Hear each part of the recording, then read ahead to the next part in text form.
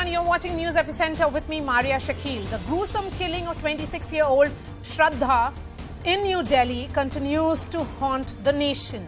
6 months ago, she was murdered by her partner Aftab, who chopped her body into 35 pieces allegedly and scattered them in the Mehrauli Chhatarpur forest area over 18 days. Police sources close to the investigation say Aftab and Shraddha fought over household affairs on the night of 18th of May. Aftab lost his temper and strangled Shraddha between 8 and 10 p.m. Shraddha's body was in Aftab's room all night. A day later, on May 19th, Aftab bought a fridge online and tools to hack her body into pieces. This is what the investigators are saying based on the confession of Aftab. And then he secretly disposed of her body and possessions over the next few weeks.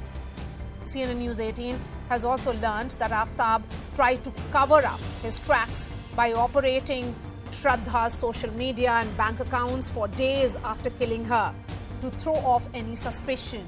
He also continued to date other women, even bringing them home while Shraddha's body parts were in the fridge.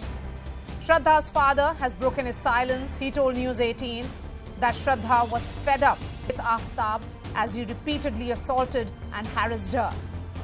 He says she tried to break up with him twice, but she wasn't in touch with the family as they opposed the relationship. The Saket court today allowed the police to conduct a narco test on Aftab. The police may also conduct a psychoanalysis test soon to decode his mental state. Meanwhile, a forensic analysis of Aftab's cell phone and laptop is underway to retrieve his chats with Shraddha and other women. For the last 2 days, Delhi police has been retracing Aftab's steps in the forests of Chhatarpur to recover Shraddha's remains and searching their home for slam dunk evidence. For now, the only thing tying Shraddha's death to Aftab is his confession. This still leaves a question mark over conviction and the testament of this crime as the rarest of the rare case, as a confession means nothing legally until it is backed by hard evidence. And what if Aftab changes his confession in the court? And that's where the challenge lies.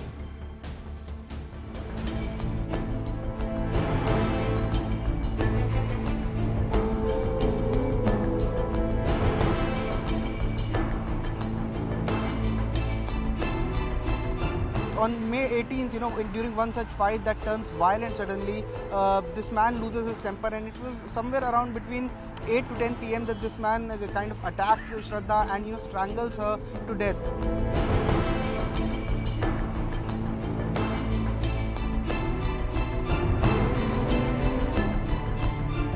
Yesterday, the team of Delhi police brought Aftab over here, and Aftab yesterday pointed out a few places that he claimed that he had thrown the body parts of Shraddha after killing her on May 18th.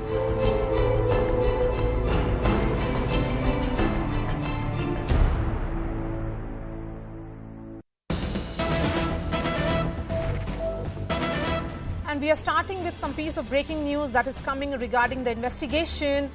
Aftab and Shraddha lived together at White Hills Society in Vasai in Mumbai for around 6 months. Sources in the police are saying that in documents given by both of them for police verification, they claimed they were husband and wife. Was effort made to really verify this claim? The documents that have been accessed by CNN News 18 on your television screens, in which this was the document that they gave for police verification, in which they claimed that they were husband and wife. Anwar Shrivastava is joining me live and he will give us the details. So, was there a marriage certificate that was attached to this police verification form, Anwar? Yes, see, this verification form has come to fore, and now the police are trying to find out, even in fact, Delhi police that is probing this case, entire case, they are getting in touch with Mumbai police and trying to find out if there was a marriage certificate attached and whether this police verification had been completed. Also, what documents had these two produced before the landlord to convince him that they were a couple. It is also being checked if Shraddha's name had been changed by Aftab and she was presented as, she had adopted some other name to portray in front of the landlord that they are a couple and that they had been living together for some time.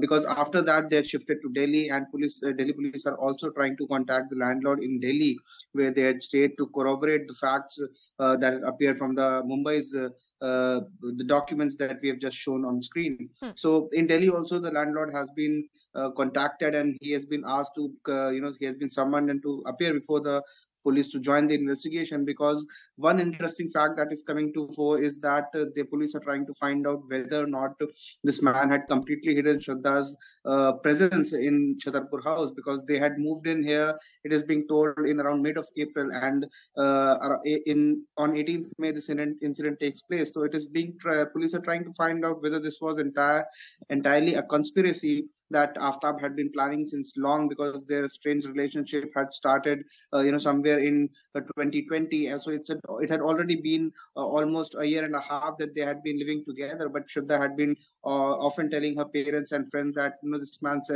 physically assaults her, and that their relationship is not going as good as she had supposed it to be. So these things are also being looked into by Delhi police, and the tenants, the landlord, along with many others who are linked to this entire case, have also been summoned to join for questioning. All right, Anvit, thank you so much. And Rajat Shukla, who is Shraddha's friend, is also joining us live. Rajat, I want to understand from you, now that the cops in Mumbai have accessed this document which says that they were husband and wife, they claim that they were married. Was that the nature of relationship when you saw them together?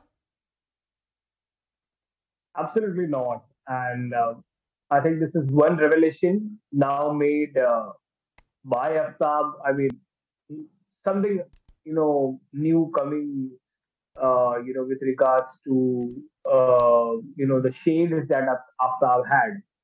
So Aftab, truly is a person I think is coming with surprises. And this person, is trying to fool people, making stories. And one of it is this. Truly disappointing. Okay, Rajat, since all of you friends did get in touch with him, you have met Aftab in the past as well. I want to understand from you, when Shraddha communicated to her friends and also to her father that she was in a toxic relationship, that she tried twice to break out of this relationship, then why didn't any of her friends support her then? Help her to break that cycle? So they did. So there was this incident where Shraddha had told her best friend that Aftab, he literally burns her back with the cigarette birds. So that is one revelation that recently a friend from our group did. Certainly a lot more secrets are there into this case, which are slowly and gradually coming ahead. And those secrets somehow are secrets because of the influence of Aftab, and there is some major blackmailing or some major influence because of which an exposed girl like Shraddha, a very strong, bold personality like Shraddha, was trying to hide these things from people. Rajat, stay with us, because there are several sides to this case, as we have been saying, and let's get you an overview of the missing links in the case as it stands, and then I bring in the experts. There has been no recovery of the sharp tool that was used to allegedly chop up the body. Remember, Aftab has claimed that he chopped the body of Shraddha into 35 pieces. Aftab has told the cops that he threw away the tool, the murder weapon, near Dhan Mill. The cops are yet to recover that murder weapon. There has been no recovery of the backpack used to carry the body parts, which he did over 18 days that he has claimed. Aftab has told the cops that he threw the that backpack which he used to carry the body parts away in August. So several months have passed. Will the cops be able to recover it? There has been no recovery of Shraddha's clothes or possessions. So that certainly is a matter of concern as far as the evidence building effort of the cops is concerned. Aftab told the cops that he dumped her things in a garbage truck. So it may be very well that that evidence has vanished completely. And there is no forensic evidence from the fridge where the body parts were stored. There has been no recovery of Shraddha's phone. The call data records as per law is only circumstantial evidence. And hence this entire case so far hinges on forensic evidence, and that's where the challenges are also before the authorities. So what are the challenges that the authorities are facing on the forensic side of this entire investigation? Blood traces have been picked from the kitchen slab and sink cabinet.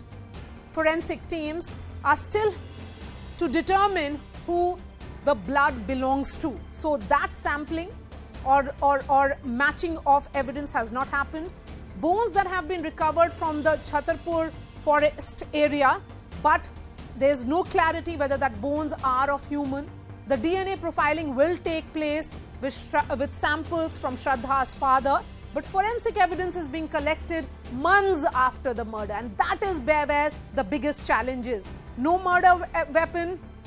All efforts have been made by Aftab to really clean up the scene of crime, and hence all this evidence is being collected several months after it. Remember, the murder happened on May 18th, and there are multiple concerns, particularly over contamination of collected samples. Let me get all the guests who are joining me now. Dr. Jayanti Datta is a clinical psychologist. Yashwardhan Azad is a former IPS officer. We have Trisha Shetty, social activist. Alok Srivastav is advocate on record of the Supreme Court. And Rajat continues to be with us. Mr. Azad, I'm going to begin with you. How will the cops corroborate all those claims that have been made by Aftab here, that including that he chopped Shraddha's body into 35 parts? First, the police is already aware that this man is a congenital liar. He's a hard, cold-blooded criminal, and he has done this act in a premeditated fashion. I mean, the entire sequence of events which form a real chain of circumstantial evidence clearly lead us to believe that he's planned everything. The way he took the house in Chhatarpur Pahadi area, the way he moved from Bombay to this particular place, the way from fights to fights, he was becoming more and more cruel. See, there are three parts of this crucial evidence, and I'm very positive that Delhi police is on the right track. Number one is the circumstantial evidence, which I've been talking about, which is overwhelming. The friends have talked about how she was behaving. The friends have talked about of how she had reacted and communicated with them. The last seen by the neighbors in this particular place. The second is the criminal intent, the mens rea, which is clearly revealed by so much of evidence where the surgical gloves to the kind of chemicals he has used to wipe out the traces of blood, etc. And third is the hard physical evidence which you're talking about, which has also been mentioned in your report about something found on the table, the blood traces. And I think the most important would be the DNA sampling. Now, mind you, the DNA sampling, which is done in 4 stages, and today, even DNA sampling after 25 or 30 years has got criminals, like in America. So with these 3 in hand, and I'm expecting that the match will take place, these 3 together will form a good, solid body of evidence against the criminal. So you are saying that there will be enough and the circumstantial evidence are solid proof that has been gathered till now. Alok, the entire question now is that whether this will stand the test of the court. We are looking at the evidence which is related in the sense that circumstances in the case, there is indirect evidence, not clear direct evidence, but the absence of the murder weapon. And whenever there has been circumstantial evidence in the past, I'll try and get details on that in just a bit, Jessica Lal case and other cases, we have seen what really happened in those cases.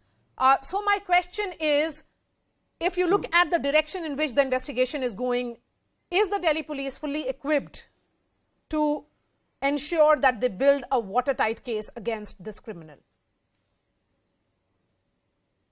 Certainly. This looks like an open and shut case, but it is not so. So far, the entire prosecution version is based upon confessional statement of the accused. Confessional statement alone, as we all know, is inadmissible as an evidence in the court of law, unless it is corroborated by the clinching evidences. In this case, as you have very rightly pointed out, the head of the deceased has not been found. The DNA profiling, obviously, that is going to take place. The weapon which was used in the offense, that has not been recovered. Till now, no clinching evidence as such has been recovered, and 6 months or 4 or 5 months have already passed since the commission of the crime. So definitely it is going to be very challenging for the Delhi police. It is not going to be a smooth journey for Delhi police.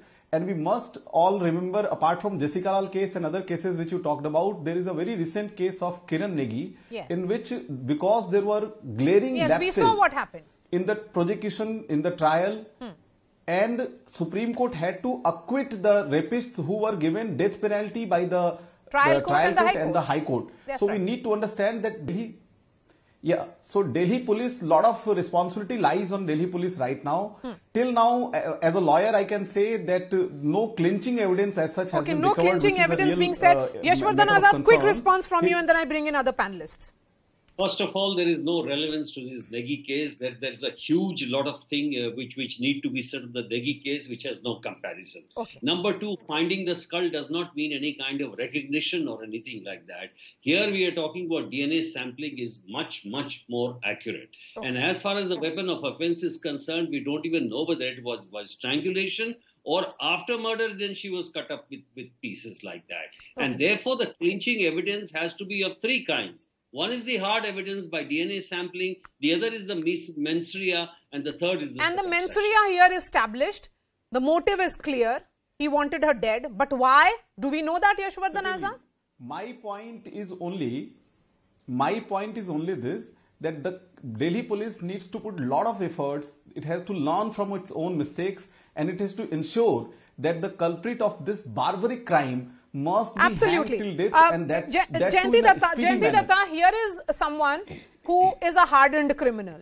If the cops are clearly saying that he is changing his statement repeatedly, there is compulsive lie that he is indulging in. He is also accepted to the crime, and the entire case is based on his confession statement. The point that it is he who said, told the cops that he chopped her into 35 pieces. The fact is that there is, imagine his state of mind when he actually goes and throws the phone away so that he is not traced back. He continues to engage with her friends through Instagram and other social media platform. Also operates the bank account for days after killing her to throw off any suspicion. Here is someone, then when we look at this kind of mind, what do you think the narco analysis really will achieve? See, narco is probably not admissible even in the court. The one thing which one has to see, he is, now I'm happy that they've gone to the landlord, they have established that he had taken the house on rent, even if it were Versailles or Mumbai, that they are married, they are staying as couple, right? So they moved in. In Delhi also, I've been saying this, I'll repeat here also, they should get in touch with the landlord. What did he say? Was this lady staying with him or not? What happened to her credit card? Credit card was still with him after he disposed of the body, right? If somebody who brings in an adult female and says in sequence, he gives you the description that yes, we were fighting, yes, we were moving around together, yes, I used to have fights with her. Now there were some interviews I saw where the neighbors came up and said they were asked not to intervene. they have heard. I heard an interview of an elderly lady who said some kind of a stench used to come, burnt stench used to come. Now, these are, if they are corroborated, why would not we have some legal fraternities who can really clinch these together and prove that this was indeed a heinous crime? A credit card aspect, if it is not a crime, then what it is? Rohit, since he did get in touch with some of her friends through social media, do we know which friend we are looking at? And what was it that Aftab was telling Shraddha's friends? She was dead, but he was operating her social media accounts. Rajat? Rajat, if you can hear me. Yes. Yeah. More. So, she contacted a few people, and those few people included a few of her college friends, few of her true friends, and there was a gap between the communication, and that gap how at the confusion. So he was in touch with three of her friends, Trisha. That's what we are looking at in terms of this level of depravity in this toxic relationship. We certainly would want swiftest and strictest punishment against him for what clearly is the rarest of the rare crime. Trisha. That goes without saying. I think the law has sufficient provisions for cases of this, which is the rarest of rare crimes. I think I just want to take a step back and highlight, why does someone commit such heinous crimes? Because they think they can get away with it, right? There is a layer of impunity. You think you can get away with it. You see that even sometimes after years that they spent trying to get a conviction, then when the person is in jail, they will often come out on bail. They will often come out on parole. And then their sentence is dropped. Even if they get sentenced to death, then it gets reduced to life imprisonment. And then the life imprisonment sentence then just gets reduced to parole and bail often, where they're often seen with, threatening witnesses, threatening family members of survivors, and then they just get let go on good behavior. So this is the climate that we're in, where criminals get hardened because they think they can get away with crime. And also the fact that you highlighted, it's not just the guarantee of strictest punishment. It's the guarantee of swift and assured justice. That is the only deterrent for such crimes. The only way we can stop these crimes from occurring in the future, where women are not subject to this kind of brutality and horror, is if there is a fear of the law, if a criminal actually thinks, should I commit this crime, I will actually be subject to justice, I will actually be arrested within a short period of time, and I will not see the light of day. Unfortunately, people, because of what they see on the news all the time, that fear is gone. Look at what happened in the Jessica Lal case. The convict here, Manu Sharma, is out every now and then on parole. Why is circumstantial evidence such a tricky factor when it comes to prosecuting such cases? Let me give you some details of high-profile cases from the past where circumstantial evidence in fact played a crucial role. In the Jessica Lal case, on February 21st in 2006, the court acquitted 9 accused, including Manu Sharma, citing lack of evidence. But the same year, on December 18th, the High Court then convicted Manu Sharma, Vikas Yadav and Amardeep Singh Gill. Then there is the Priyadarshini Mattu case. On December 3rd, in 1999, the trial court acquitted Santosh Singh, citing lack of evidence. 7 years later, she had to wait very, very long for justice. 7 years later, on October 17th in 2006, the High Court then convicted Santosh Singh for Mattu's murder. Then there is Arushi Hemraj murder case.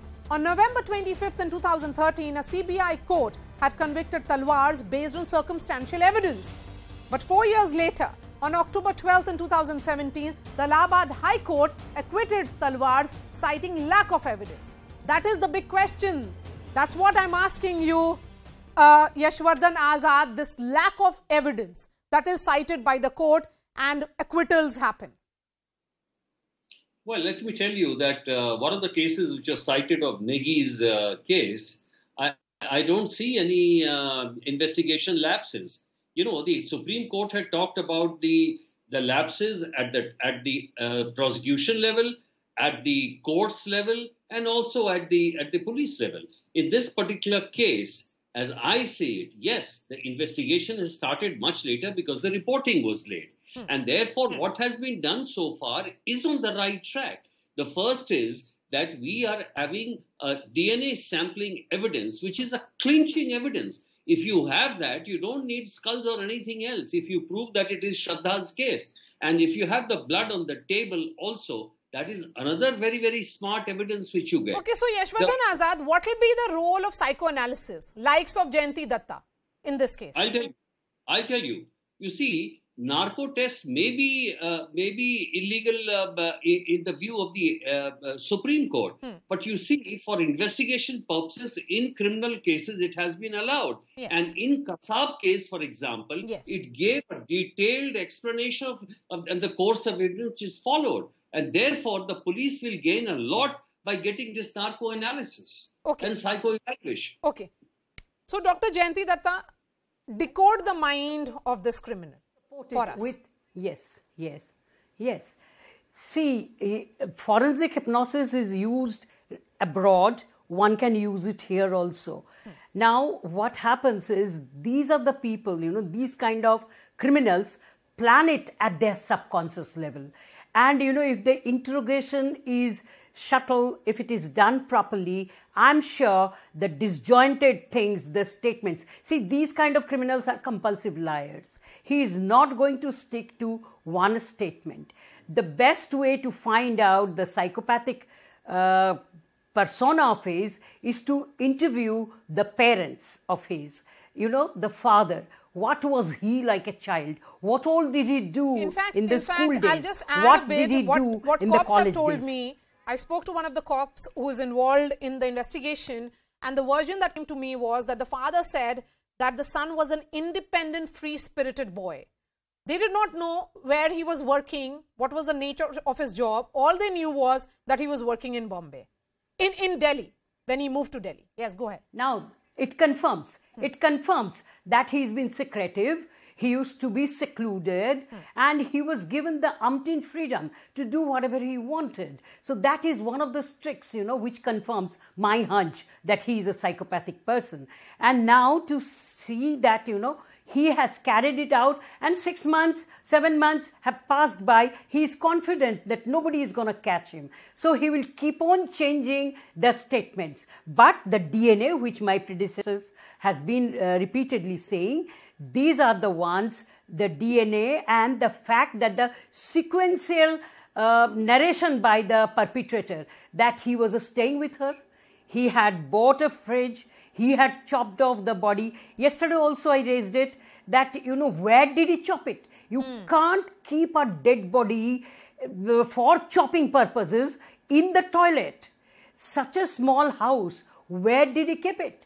And of course, the most important thing, the instrument which he bought. You have found where he brought the fridge from, but you should find where he purchased the instrument with which he chopped off the body. Now, the amazing thing, he disposed of the intestines and the liver first. Why?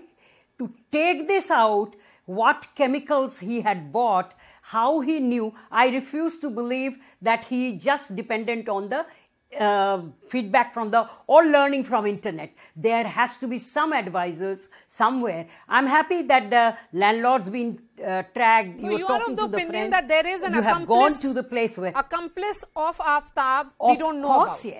Of course, yes. Yes, certainly yes. And, you know, this is where the police has to be very, very careful. Okay, Alak seems to be disagreeing. Go ahead. Yeah, no, I'm not disagreeing with what ma'am said. I just want to add on 3 very, very important aspects. One thing is very clear that accused had no fear of law. He had no fear of law. He was not at all scared or afraid that he'll be caught. They don't have. And the kind of brilliance which he has shown. Now, kindly give me 30 seconds. Kindly give me 30 seconds. Yes, I want to just give 3 bullet points what is required now. This case must be, as a case study, it should be a learning for all of us as a society, as a law and justice system, etc. First is for our government and for the society. We need to ensure that our daughters are protected. This should act as a deterrent, the kind of punishment which should be given. Yes, every absolutely. government agency I have just enough time because I need to get a first-hand account of what was happening in that relationship. Punishment part. Just two more points. But I'm going to continue points. because this is something Can I say not, 1 second? the discussion is not ending. Rajat, I want to understand from you. You were giving me details that there were some friends that Aftab was in touch with, and that's what even police is saying, that he continued to operate her social media account. So what was he telling friends of Shraddha? So initially, people were not informed that, Shraddha is lost. So the murder happened in May, and Aftab continued messaging people till July. So that's like almost more than 2 months. So he was messaging randomly to people. However, the closest of the closest friends, they certainly had got the doubt that it's not Shraddha but somebody else using it. They had actually written in the message, there was one friend, but they are not really allowing me to reveal their identity. But one person has said that he had messaged Shraddha after seeing a very different kind of a reply from her, that where are you and are you safe? And then what was the response to that question? Are you safe? Yeah, and then there was no reply. So that certainly made a question much bigger than what it actually was. So her friend got suspicious, but then Aftab would randomly just message any of the friends saying what? What was he trying to tell them? So, as far as I understand, there are a lot of things that are a little away from me, but still, as far as what I understand, Aftab was trying to reply and not really communicate. He was trying to reply few people. However, much in my information, that was only one person who had actually received a reply from Aftab, apparently acting as Shraddha. And those communications were actually recognizable to that person, that it's not Shraddha but somebody else talking on her behalf. And what about her bank account? Do you have details? Because we have been told that it is certainly that transaction of 54,000 rupees that happened from Shraddha's account. The money was transferred from her account to Aftab's account. That was seen as the clincher that changed the direction of this entire investigation. Do we know much? Do you know about it? Did he come across as someone who was using her money? Well, I think from the start itself, since 2019, the much we were knowing about Aftab was all bad things. And he always had stories, one story to cover the other. Okay. And then he used to do some ruckus, and then he has stories to cover the other. Now, after communicating with a lot of other friends, I'm getting to know a lot about Aftab as to how cruel, how dangerous this person actually looked like to friends already. However, there was something that I am quoting is that blackmailing that I think Aftab was doing, because of which Shraddha still continued to stay with him in spite of such violent behavior, such life-threatening comments, and continuously doing things that are not to be done in a relationship. And a girl like Shraddha, she was very, very independent, and a person would, a person like her would not stay with a person who would be toxic to her or disturbing to her. She was very blunt to even speak out anything.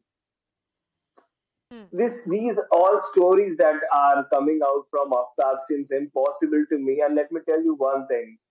Shraddha was almost 5 feet, around 6 inches tall. And it was not easy. She used to literally pull us boys, She used to pinch us. And she was strong, I tell you. She was not so weak that, a guy like Aftab was no bodybuilder. That Aftab could pull off doing the murder all alone. It looks absolutely impossible. All right, Rajat, thanks for sharing those details. Dr. Jayanti Datta, Yashwardhan Azad, Risha Shetty, and Alak Alok Srivastav, thank you so much. We'll continue to track that story very, very closely. Several details are continuing to emerge from both the police in Mumbai and in Delhi. We are slipping into a short break. Coming up, as Prime Minister Narendra Modi gives a message of unity at G20, tensions are on the rise amidst the Russia-Ukraine war after Poland is hit by a missile strike, killing 2 people. We'll get details when I return. Stay with us.